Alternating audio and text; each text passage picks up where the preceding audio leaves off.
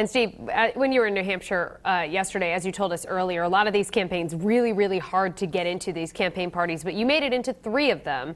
Did you see a lot of difference? Because they were 3 very different candidates, Absolutely. right? We can only go to 3 just because obviously there was all of those people there, but there's so much time constraints there. You got like 2 hours that all these parties are going on. So we wanted to get to many of them as possible. Bernie Sanders was obviously very high on that list. Young crew there. I mean, the really lively, energetic bunch. There we had T-shirt vendors we saw there. You would have loved this. They had probably 5 different Bernie Sanders impersonators there. They all had the wigs and everything. It was a lot of fun there. At Rubio's and Kasich, it was a little bit of a different feel.